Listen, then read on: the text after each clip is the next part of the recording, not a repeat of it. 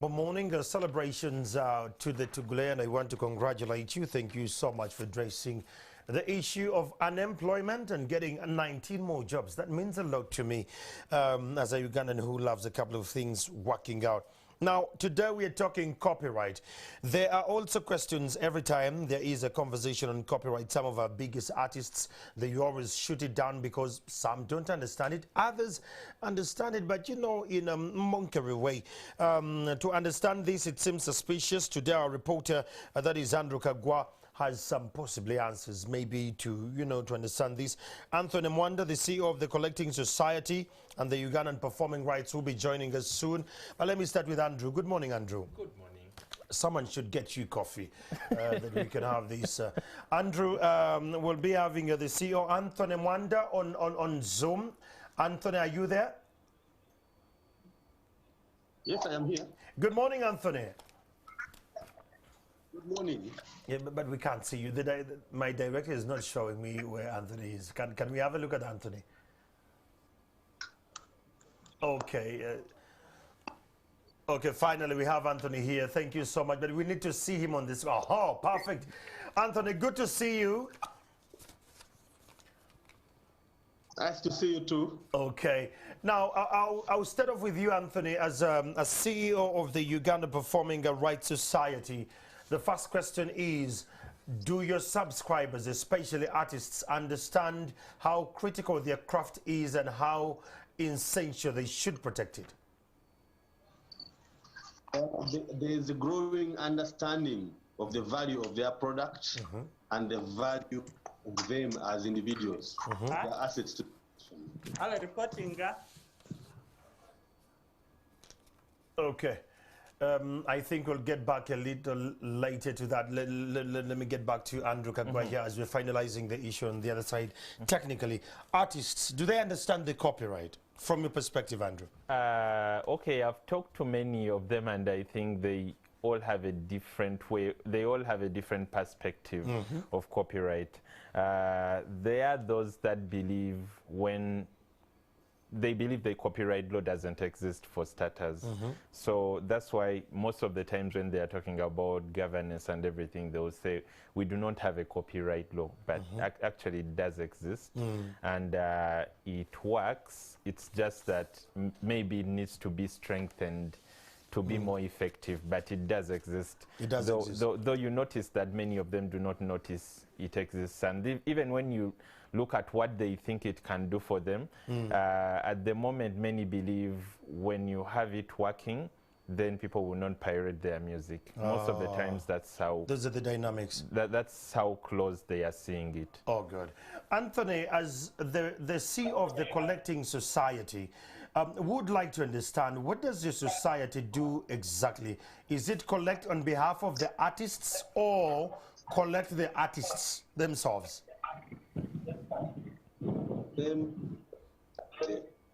Is to promote the artist's work, then to influence commercial users of that work, distribute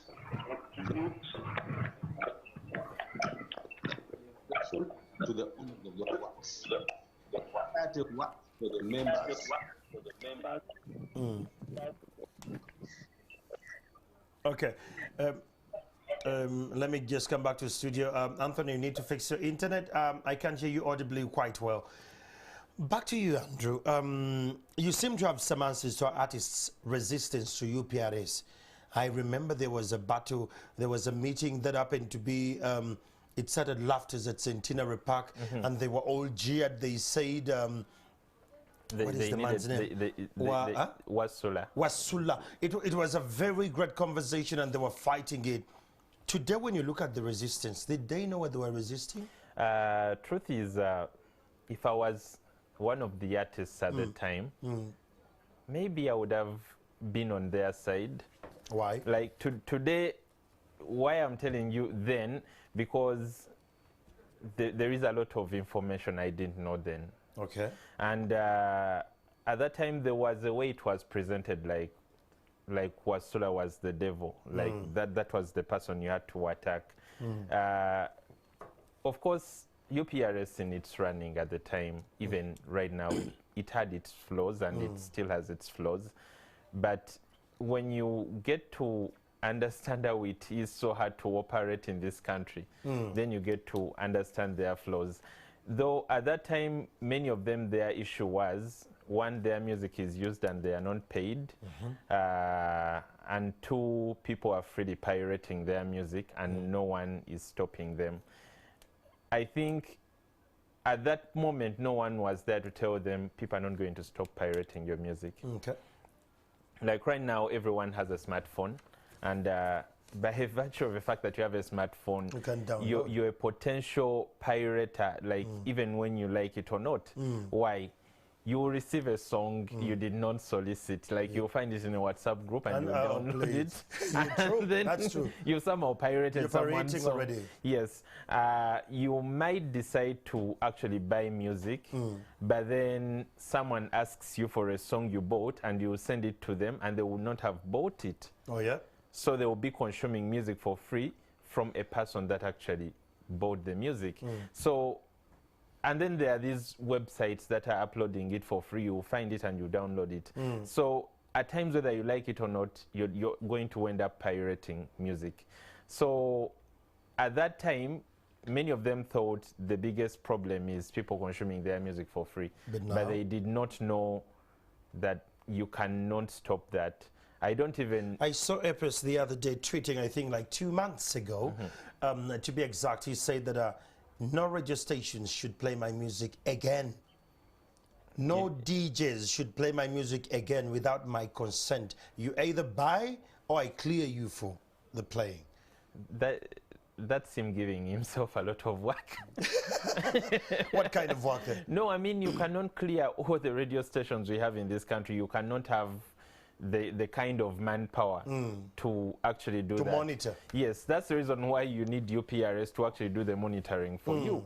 But of course, like I said, at the time when many artists were fighting UPRS, they did not know exactly what they were fighting for. And the bad thing is, many of them were fighting and they were not even members. That is the most painful thing.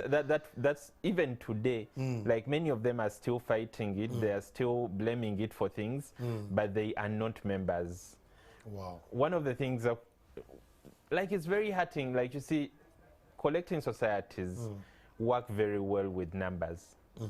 Like, when you have very many artists on your side, it will be easier for you to collect because you have many artists on your numbers side. Are speaking. Yeah, like like when you go to a radio station, like you've played music of this artist, they are my members, and you've not paid for all this. Like it becomes like you have there is a lot of weight in what you're talking about. But when you go there and literally all the music they are playing, they are not your members, like they will kind of feel like they're entitled to play it without paying you because these people are not their members. They say we're actually helping you. Yeah. So at the moment, most of the artists that are still arguing about UPRS they don't understand it. Are not members. Anthony, I understand now you better. I can now see you better. Anthony, you as someone who collects for the artists and you promote the artists, what do you mean by promoting the artists, Anthony, for starters? Well, our mandate is to promote the works. Like he mentioned earlier, one of the primary mandates is to collect and enforce protection of the works. So we collect that money for purposes of keeping it for the owners of the works and distributing it to them. So it is our duty to collect more and more so that we can create sustainability out of these works. I envision a UPRS which has created such a sustainable program that we have health insurance for all our members, we have a vibrant circle, and we can invest in facilities that can cause our artists to create work cheaper and better. So that's where we look at, that's where we have our primary basis. So when we find that people are using our works without paying for them, it's an infringement. it disenfranchises our members, and we must be seen to act and control that infringement. For those members, though, who issue their own cease and desist orders, it is a tall order, I must say. Some have done it, but the method of enforcement will be quite cumbersome for them. That is why collecting societies are created, so that they do that enforcement on behalf of all the members. So if every member contributes a little, it brings down the cost of enforcement. Okay, Anthony, yes. I want to understand, there is an artist, and I will still use Apis because he's the closest, who loves copyright. And I'm playing at a radio station in a BIM district, and I'm playing the songs. How do you, as collecting a society, track that? How do you monitor? What tools do you use to monitor that, oh, our members are playing in the region of West, rather of the West and the East and the South this much, they play them this much on this much volume every day? On a monthly basis, they play them this much?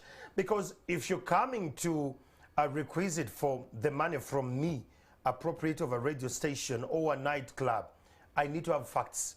So what tools do you have in place to monitor all that around the country? Okay. Maybe I need to tell the viewers a little bit about UPRS. UPRS is using Stone Age technology. It has not benefited from information age as much as it should have. At 36 years now, the company still has a fragile ICT framework. So at present, we are building capacity to monitor usage of our works. We have capacity to monitor online usage and to monetize online usage. We still have to secure those who use our works online so that we prevent pirates from taking the works. But from the leveraged media, mediums such as television and radio, those ones we are in the process of procuring a monitoring system which will monitor the 340 radio stations and 40 TV stations and some online television stations.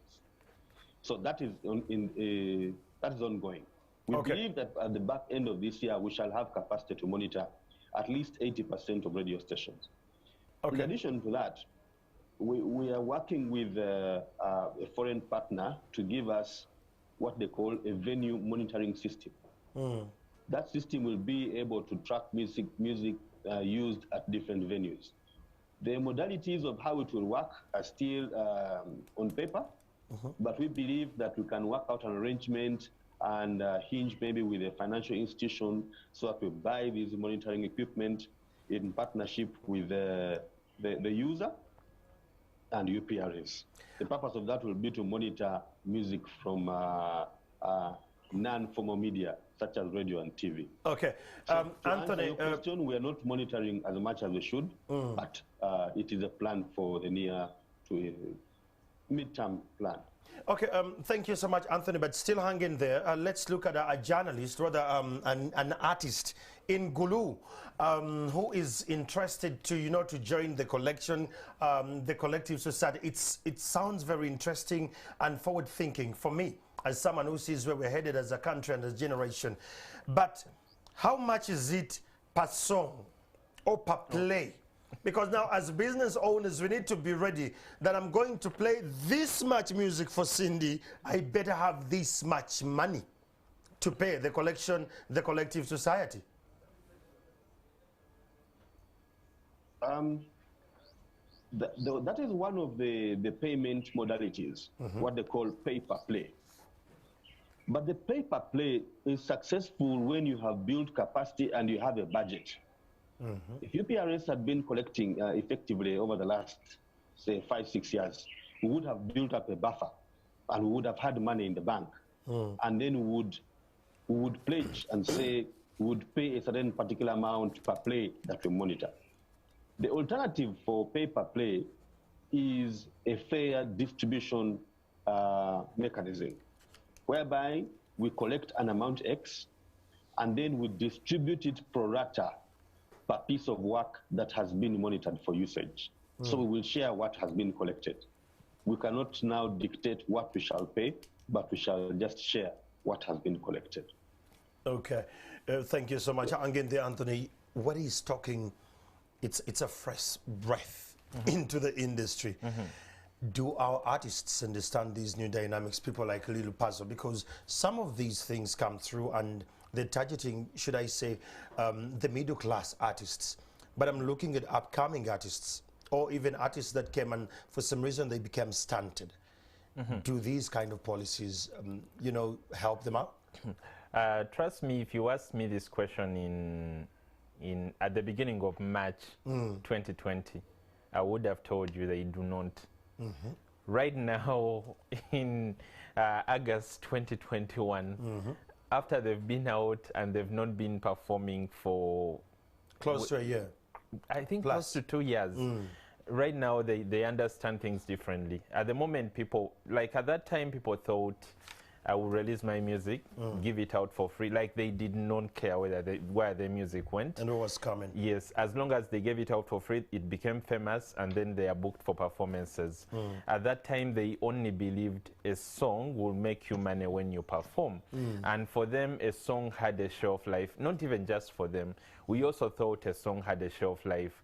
That's why you see, like, you find journalists then, or people then asking, why is Message organizing a concert? Taina Luyimba Rukia. Taina Hit. Because their belief was your current song is the only thing that matters. Whatever you release before that doesn't matter. So today I believe everything has changed. The things they've learned about maybe streaming, things they've learned about people's catalogs being bought, things have changed their minds. Let's talk catalog.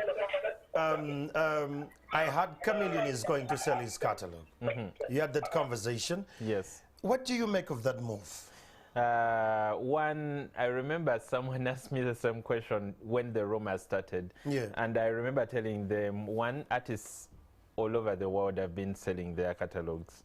Why many of them do it? Okay, many of them do not sell all the catalog. But someone can sell half of it. And why many of them do it is the streaming business is a very hard one. Like, you're not going to be an artist and you expect to earn, I think it's 0.003%.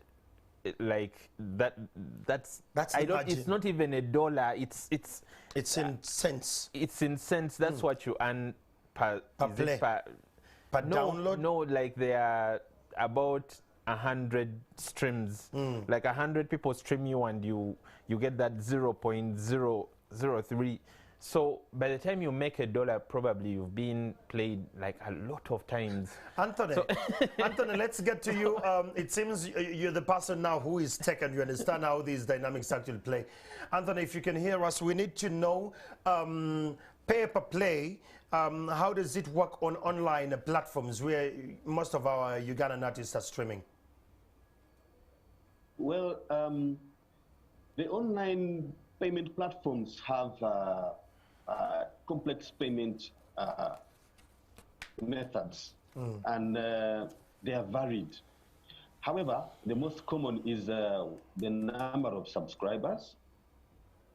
Second is the number of views. And then third is what they call AdSense revenue, the revenue from adverts that runs over your works. You will find that popular shows, drama shows, will have many breaks when you watch them over YouTube, because there are many adverts that are coming on board. So for those people who invest in that advert, they will pay more to invest on a very popular platform. So we need to build capacity in our platform so that we attract adverts to our platform. Now here, I need to tell this to the members of EPRS that while it is possible for each and everyone to open their own YouTube page, they will not attract as much advertising revenue if they have opened individual pages. They need to open the pages with the collection of the music so that we have 1 million people searching UPRS music to listen to different tunes at the same time. and then we attract aggregate investment in advertising and views, then we can split. But of course, it's a difficult argument to sell when UPRS is still looking the way it is. But it is those three primary mechanisms that will generate revenue. I will tell you that Diamond Platinum has 100 million views on one of his songs. And the method is that for every 1,000 views, you will get $1. So if 100 million views of Diamond Platinum at that ratio will give him $1 million US. So Diamond Platinum has collected $1 million US from his views. But that is because he has also invested in high quality production. He is assisted by his collecting society to protect his works. And they are branded properly. Wow. Many other things affect the quality of our work. And that's why we attract low pay. Many of the videos that are streaming today, some do not come on TV, but those which are streaming today have what looks like adult content. Now, the ethical policies of online streaming do not pay for anything which has nudity and things that look like adult content. And what is that? Sadly, this is information that hasn't reached the creators of our music. So while they do very good bits in audio, when they go to video, where they're going to be seen in online platforms, they don't attract any money because they fall foul of the ethical rules. Oh dear.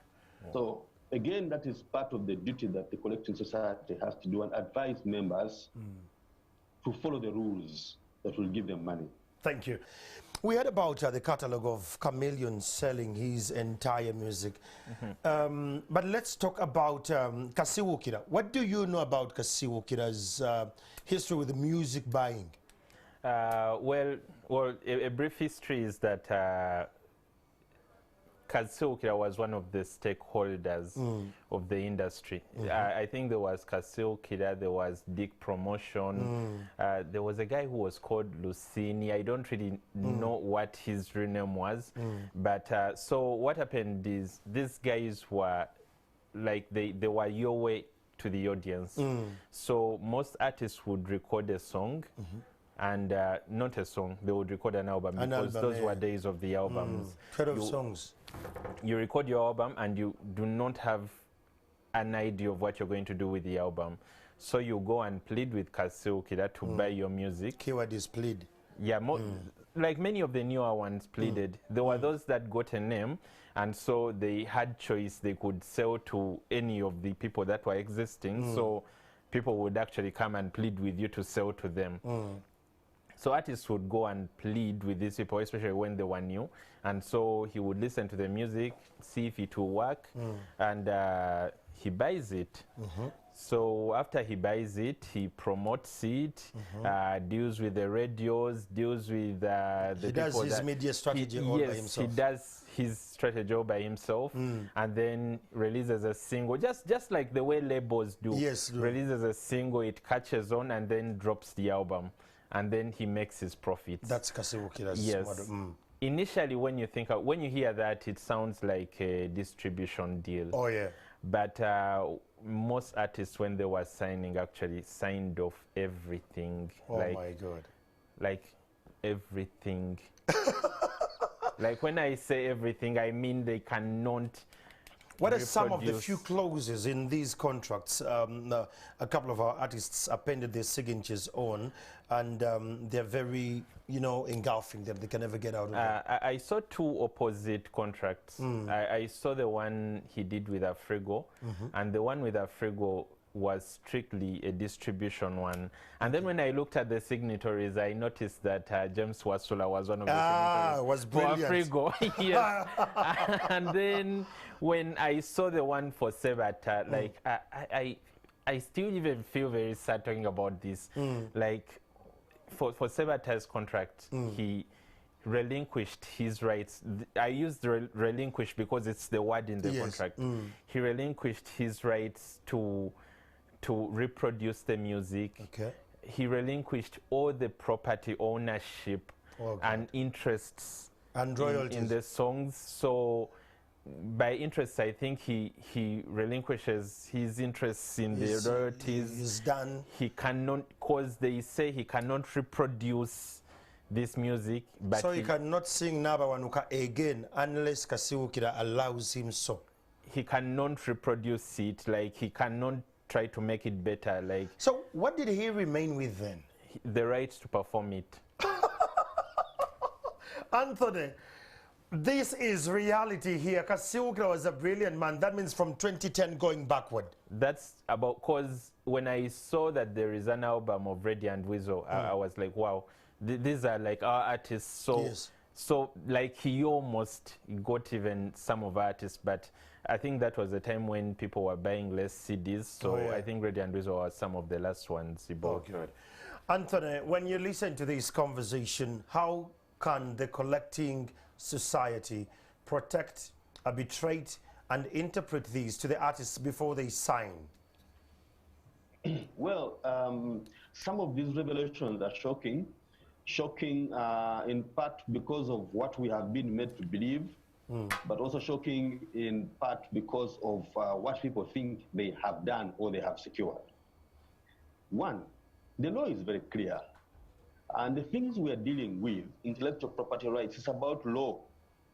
One of the recommendations of the caretaker administration of UPRS was that the collecting society needs to have legal representation in the office at all times. Now, if you sign an agreement with Anthony Mwanda and I pledge to breastfeed a child, it is obviously false. I cannot do it. You cannot own somebody else's intellectual property in perpetuity. The people are being talked about. Well, I haven't had the privilege to look at the agreements, but the law provides that you, as a publisher, you can use the intellectual property of the creators with 3 provisions. One, it cannot exceed 18 months. Wow. Number 2, it will specify the language in which the publisher is going to use. And number 3, it will specify the region. Therefore, if somebody claims to have bought Jose Chameleon's album, and the album was created by Jose Chameleon, and the publisher claims to have bought it, what he did is that he bought rights in that album which work under those 3 provisions. That agreement should have specified the period in which he's going to use, in any case which shall not exceed 18 months, or shall renew thereafter, the language and the region. Now, I'll take an example of Eddie Kenzo's song, City Alos. City Alos has been translated in so many different languages. Now, if there had been a publisher who claimed to have bought Eddie Kenzo's song, he'd need to have specified the language in which he bought rights for publishing in that song. So, without having seen those agreements, I think that people need to go back and look at the law, because intellectual property is not everyone's bread and butter, not a cup of tea. People need to go back and look at what they signed. You cannot sign away an individual's intellectual property in perpetuity. Okay, now this brings me back to you. Do you think that the heirs to the late Kasiwukira and possibly Abitex, do they understand what their fathers did in the previous years, and do these families still earn from those kind of contracts? I don't think. I actually don't think anyone cared about what Was they it a owned. one-off sale and you move? I think until money started floating around the industry, like the past few weeks, when there was a lot of gulu going on and everything. I think until money started flying around and there was the whole talk of a catalog being sold, probably someone smart went and told the family that, you know what, that could be your music people are selling. And so the family decided to come out. Then I had someone from Dick Promotion also came out, and more people are going to start coming out. that were buying music to distribute at the time. So I cannot claim that I believe they know what they had, and I don't think they even cared if they were getting paid or not. Then that brings me to my other question here. I want to understand, do our artists respect the contracts they append their signatures upon? Imagine you're telling me that Chameleon signed with Kasiukira 15, 20 years ago. Will he respect that document today?